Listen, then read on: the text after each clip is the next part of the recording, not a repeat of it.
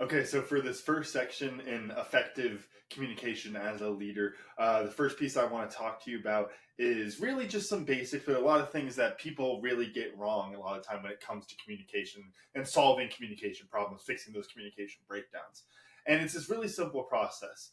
The encoding, meaning the person communicating, how are they communicating? What are the subtleties to it? How are they encoding the message to the other person?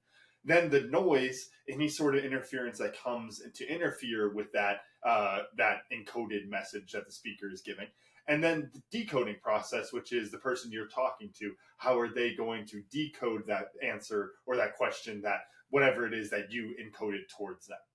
And the reason this is a really important thing is a lot of the times our own personal bias gets in the way when it comes to communication. We think everybody knows the same stuff as us. We think everybody knows the same terminology. We think everybody knows the logic we're using. All of these different assumptions that we're making that usually are just frankly not true. I think there's a couple different examples I could go through with this. First, a kind of fun one. Understanding the person that you're talking to when you talk about them decoding there, you as the speaker, you need to understand who they are and how they are probably going to decode your message. Makes me think back to one of my first entrepreneurial ventures, giving tours of the farm. And it was a sustainable agriculture company, nonprofit, working to turn over abandoned buildings into vertical farms. If I was talking with somebody and giving them a tour, and I could pick up on little subtleties when I start talking about sustainability, to put it broadly into the two buckets of left wing, right wing. If somebody was more on the right, I would start talking about the economic sustainability and how the business model worked and how it helped to develop the community and all these kind of community based economics, right?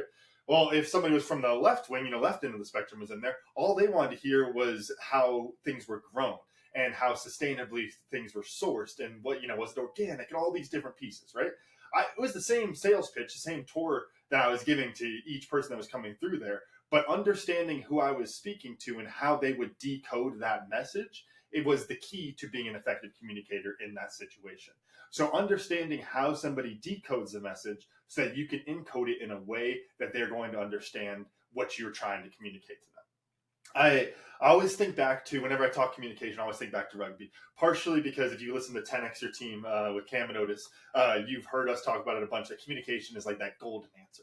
That's like, well, what do we need to do better, coach? Well, we need to communicate, right? And it's the reason that we joke about that in the rugby environment is because communication is so important. If you communicate better, you can fix a lot of different things. You probably can't fix everything. If you can't tackle, you can't tackle. But if you communicate, you can help people to be in a better position with those kind of things. When I teach people how to coach in rugby, there's this really funny thing that happens where it goes, again, going back to that bias. I understand what these terms mean. I understand what a scrum, ruck, whatever, I'll throw out other rugby terms are. But the person I'm teaching doesn't necessarily. I can think back to literally just this last Saturday, I had an event with Engage Foundation. We had a bunch of little kids out there. One of them was this sweet little 5-year-old, Julian, and this is his first time playing with us.